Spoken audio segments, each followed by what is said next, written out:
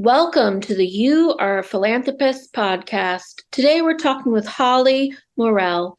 Holly is the founder and executive director of Heartfelt. You are the kind of person who wants to improve the lives of others, but you need to take pride in your everyday actions. You Are a Philanthropist believes that every act of goodwill deserves to be recognized as philanthropy. Each individual action you take impacts another's life. Believe that what you do makes a difference. So call yourself a philanthropist and start a ripple effect of generosity that boomerangs back to you. Go to youareaphilanthropist.com/shop. Style your outside to match your inside. Choose a t-shirt, hoodie, or bag to show how much you love giving to others. That's youareaphilanthropist.com/shop. Hey y'all, I just want to remind you that I need you to subscribe, rate, and review to this podcast. If you're enjoying it and want more conversations like this and want to help people get more involved with philanthropy, please subscribe, rate, and review. I want to thank you to the people who have already rated this podcast 5 stars. Please click to rate it 5 stars. And here is some awesome reviews. I love hearing the different stories from a variety of people's personalities. We all can contribute with the strengths we have in making the world a better place for all of us to live in.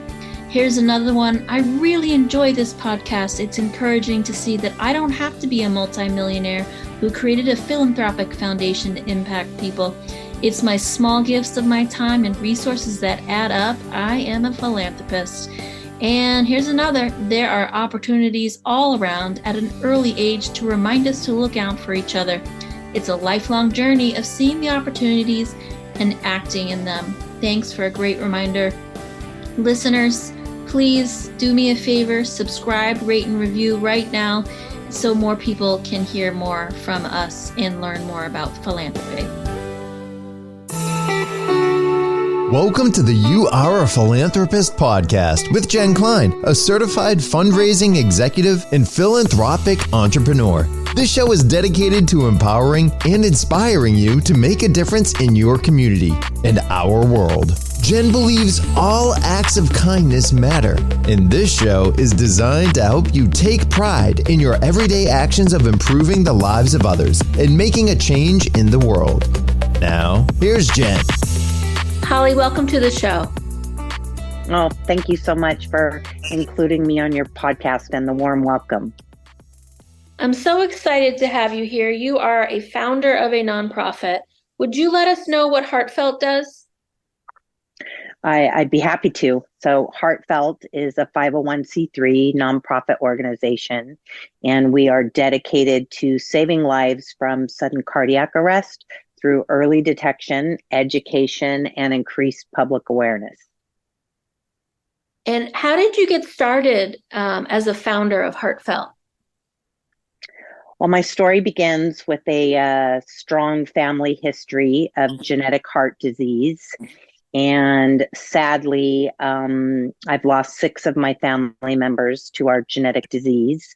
However, many of their lives couldn't be saved because of lack of progress in terms of, medical technology and advancements in technology in general. Their lives just simply couldn't be saved. But as I continued into adulthood, and continuing to hear about these tragedies in the news, about these young athletes like dying on the playing field, and our surviving family members understanding what was happening and that they were more often than not what we believed to be preventable tragedies, I decided to take a proactive approach at the urging of my father, who was still alive at the time, yet a heart transplant recipient. And we decided to create an opportunity to try to provide early detection to as many people as possible. And that began my community service in 1999. And I just never stopped, Jen. Wow, I'm so impressed that you found something that was, difficult for you and were able to use that tragedy to help other people. Thank you for that.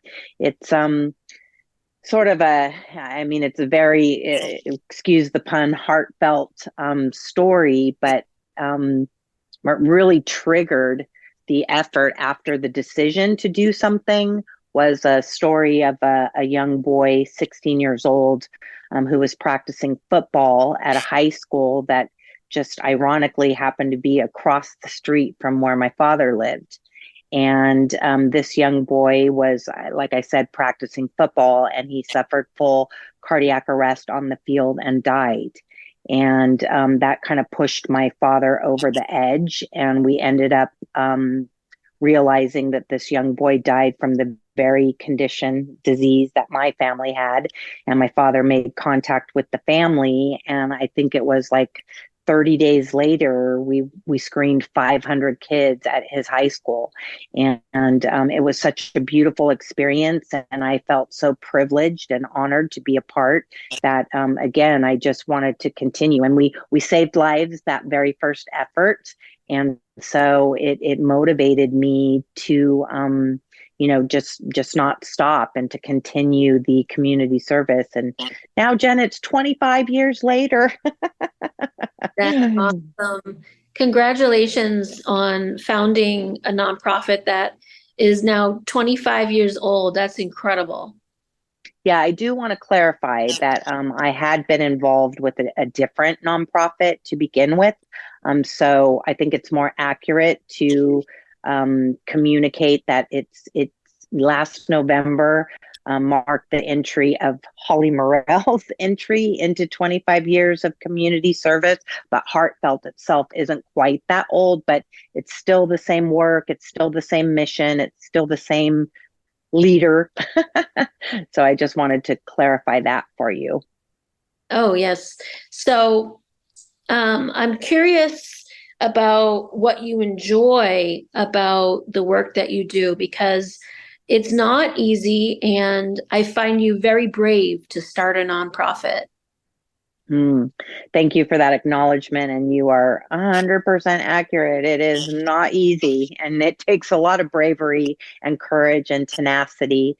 What I enjoy about it is that, first, if I could back up a moment, I certainly initiated my community service efforts and my desire to create a nonprofit organization in memory of my loved ones lost. And I knew I was going to be a good spokesperson, but ironically, I personally wasn't diagnosed with the disease until 3 years after running my screening program. So I became even more of a good spokesperson. And so I have my own personal journey as well. And I have had a device implanted in my body to protect my life. I've had 7 heart-related surgeries, including a doozy in 2012, where I barely survived emergency open heart surgery. And so the reason why I share that information at this juncture of the conversation is because what I enjoy about it is I do believe that my own life was spared in order to save others. And founding my nonprofit has given me a tremendous opportunity to do so. And it's an amazing platform. And I not only feel blessed, but I feel it an absolute privilege that I can potentially help other families avoid the heartache of losing a loved one, again, to a preventable tragedy. Yes. Now, I can tell that your father was instrumental in your development of your nonprofit, and I'm curious how impactful he is on your life. I know my father, I've had him on the show, has been a wonderful role model for me, and it's been a theme with my guests about how there was somebody that touched their life so significantly to be able to pursue areas of their life where they could give back. So forgive me if I get emotional, but my dad absolutely had a tremendous influence and impact on me. back in 1999, I was actually training show jumping horses. That's what I did for a living. And I remember getting a call from him. I think I was on a horse's back, actually, with the old flip phone or something. And I received a call from him, and he was sharing that tragic story of the young boy dying on the football field across the street from his house. And he had just this sound of like frustration and confusion and desire, and he basically said to me, we've got to do something, do you want to have a meeting and talk about what we could potentially do to be proactive in the community? So he absolutely initiated the entire thing for me. And again, he was a heart transplant patient, a recipient at the time. So he felt really blessed for his gift of life, obviously. And he wanted to do something to help others, and he wanted to involve his daughter. And again, remember, I wasn't diagnosed myself at the time. So we came together, and he helped me initiate my community service efforts, and I'm forever grateful. Sadly, he has passed away. So what I can say is that I know that he would be really proud. Absolutely. He's looking down on you now and very proud of you. Thank you for sharing that story. Thank you. I think what encourages me about your work is that you had something so difficult be experienced by your family and yourself. And it seems like it was almost a blessing in disguise that you were able to. How many people has Heartfelt been able to help now? So through my community service efforts and Heartfelt, we have screened now nearly 60,000 individuals. And that's obviously a pretty remarkable number, particularly with lack of resources and funding that we're so worthy of. But more significantly, that means that those efforts have resulted in us saving over 1,000 lives. And that's pretty incredible. That must feel so good. Now, as the executive director, I know how challenging, and you touched on it a little bit, it is for fundraising, because there are so many competing, quality nonprofits, and people are busy with their everyday lives. So is there anything you want to share about the aspect of fundraising and development that you do? Well, the fundraising component is so challenging. And oftentimes, a lot of focus is on much larger national organizations that are certainly worthy. But that does mean that smaller grassroots programs are being overlooked, even though we're doing tremendous work. So I think that any opportunity that I have to encourage an audience to consider supporting smaller organizations that are certainly have a proven track record and show that they're serving their mission well, it would be phenomenal if they would pay some consideration to us smaller folks that are doing the huge work and have boots on the ground, so to speak. Absolutely. And my big thing is volunteerism. Mm-hmm. And I know that you probably have a lot of volunteers who help you, but also need more volunteers. Yes. So it takes a village to do what we do. We have been doing very large community-based cardiac screening events for years. And that takes a village, an army, really. And so a big part of that army, if you will, are our volunteers. And we certainly couldn't do it without them. So we obviously are blessed with, really wonderful medical staff and cardiologists and so on and so forth. But the volunteers make it possible because we couldn't accommodate the number of individuals that we screen in one day at those large events without the volunteers. So we are forever grateful for their participation and support, and always looking for additional volunteers to help us in our upcoming events. So, just for context, can you tell us where Heartfelt is located and the areas you serve, as well as the areas you want to be serving if you did have more volunteers? Yes, so we are based in Southern California, Laguna Beach to be exact. And we have an enormous focus in Orange County, California, just for logistical purposes. And again, with lack of resources and funding, it's just much simpler for us to stay in that particular geographical region. And we do community-based events, like I mentioned, where we screen hundreds of people in one day. We also have some other offerings where we can do in-house corporate screenings. We still focus on Orange County, but the surrounding counties as well, like LA County, Riverside County, San Diego County, we're still able to service those areas. We have a more luxury offering now where we can go in a private home to accommodate those individuals that would prefer to have a more private setting in the comfort of their own home. And so we have a lot to offer in many different areas. When we're receiving inquiries and requests from out of state, it's a harsh reality, but as long as we can secure the funding, we can accommodate pretty much any request for screening. So it's a matter of funding and then going back to what you had originally asked, securing, the volunteers and the staff that are needed for us to service areas outside our immediate area. And I am curious also what other aspects are challenging in your work as a founder and executive director, and how you can overcome those challenges.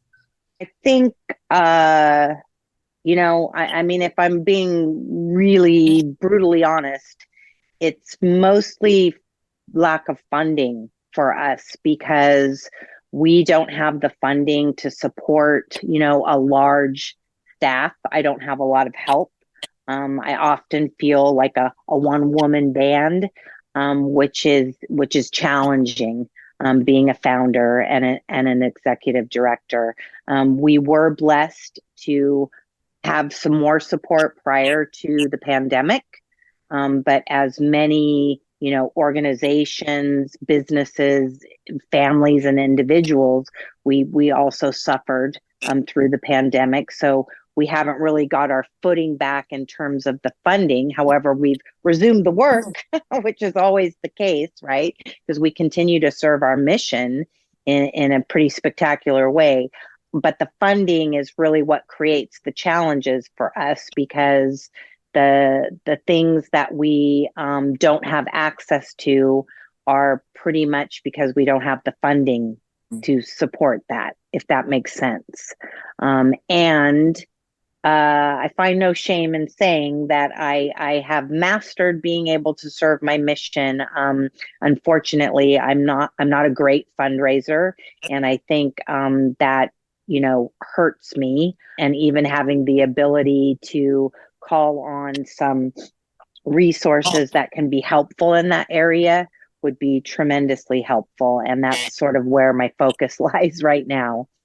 Yes, so all my philanthropists out there listening, please go to Find Heartfelt and make a donation. I think, just someone who's been a fundraiser for almost 20 years now, it's not something we often talk about, which is the challenges of running a nonprofit and the funding that's necessary to do more. We talk a lot about what our mission is and the good work that we do, but I don't think people quite understand, how challenging fundraising can be. And certainly I haven't talked a lot about the challenges of fundraising on my podcast. But I think it's really important that we do start to talk about that and remind people how important their small donations are and their actions for volunteerism. And that's really what this podcast is about. So listeners, go find Heartfelt. And amen to that. What you said, Jen, because I've been trying to do more fundraising efforts recently, particularly because we just had National Heart Month, right?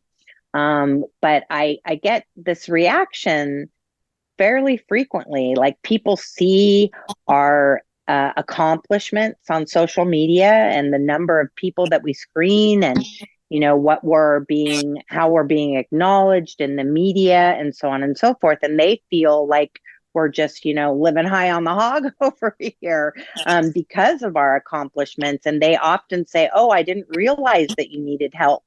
And I'm like, oh my gosh, how do I find that balance in, sharing our accomplishments that are wonderful, particularly when we save another life after screening hundreds of individuals, but trying to find that balance with sharing that accomplishment versus the need that we have for the support in terms of funding. It's interesting. Yeah, thank you so much for your honesty. I know as a fundraiser, it's like I said, it isn't something we talk about because we do kind of want to brag about the work that we do and get people excited about it. But you need resources, both financially and time commitments. And there's a stigma with contributing to staff salaries, for example. And you have to have staff in order to meet the mission. You have to pay those staff a good, salary in order to bring in good talent. And so I know there's some organizations out there that kind of rank nonprofits based on their ability to directly put funds toward the mission, but it's all encompassing. If I didn't make my salary, if you didn't make your salary, we wouldn't be able to contribute as much. Correct. And a lot of people don't understand that. And, I made a decision, obviously, many, many years ago, nearly 25 to be exact, that this is what I was going to dedicate my life to in doing. Early on, I still am, but early on, I made tremendous sacrifices in order to do the work, and got myself into a lot of personal financial problems back then. I'm happy to say that I recovered from that, but I feel like, I obviously need to make a living in order to keep doing the work, because if I have to supplement my income by taking another job, how am I going to serve my mission?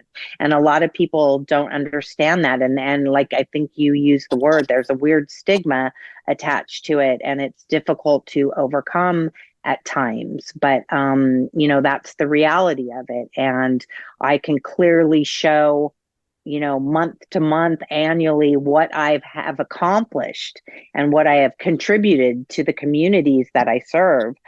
And there's no comparison. Yeah, I shared the figure in my book that when I first started in fundraising, I had a salary of $27,000. And that was significantly lower than most of my peers who were going into some sort of business or human resources or areas that were more high paying. And I had to have help from my parents, that's for sure. Yeah, I get it. I walked in those shoes for quite a while. Yeah. Now, I always have an empowerment piece where I'm thinking about my listeners who have thought about starting a nonprofit or thinking about being involved in the nonprofit field. I'm curious what you would say to them if they wanted to get started in some way. Well, I think it's such a personal and individual situation, right? So I believe that if you listen to your gut, it would perhaps clarify what your real personal desire would be to achieve. And I believe that you would figure it out and therefore have a goal of something that you wanted to personally achieve, and then just start off with baby steps and, contribute as much as you're comfortable with or what you're able to. Give yourself a little pat on the back and take another step forward. And you'll know, right? If you're headed in the right direction and you're achieving things that are really meaningful to you. I think it's all about being your authentic self and achieving your own authentic goals that are meaningful to you. And then I think you can't go wrong. However much involvement you have, you just can't go wrong. I love that you talk about going with your gut. I often talk about like following your passion, but I think there is this inner knowing, like you're mentioning, where there's something great for you to do out there, and there's a hesitation or a limitation. I talk about it in my book. Like it's kind of like the scarcity mindset, where you are in some capacity nervous or scared about getting started. And that's why I really want to break it down for my listeners about taking those baby steps like you talk about. It can be scary, right? Because it's often unfamiliar territory to a lot of people. But I heard something one time, Jen, that the biggest desire of people on the planet, regardless of what walk of life they come from, is to truly find their purpose, right? And so I often reflect for myself in terms of how blessed I am to have found my purpose. And so I think that if that is accurate, then again, as individuals, just sort of coming to terms with what their true passion or that gut feeling is. I mean, what a wonderful opportunity to even just take that first little baby step in order to get closer to achieving that goal of finding your purpose in life. So I just strongly encourage your listeners, your audience, to take the plunge, go for it. It's Awesome. super rewarding. Dive in. It feels so good to give. And that's my messaging, is that there is so much personal benefits. It's called the helper's high in science. There's scientific evidence that volunteerism lowers your blood pressure, helps you live longer. We're hardwired for this. No, I'm going to start using that in my public appeals for support. Thank you. Absolutely.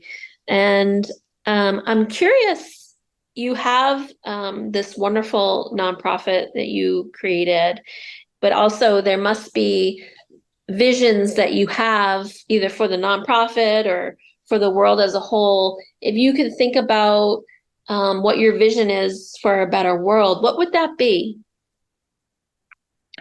So if I may, just sort of approach the heartfelt aspect first. So sudden cardiac arrest and heart disease, they're the number one killers in the United States, if not the world. Cardiac arrest is the number one killer of women. It's the number one killer on school campuses. And I really wish to promote early detection because it's absolutely life-saving.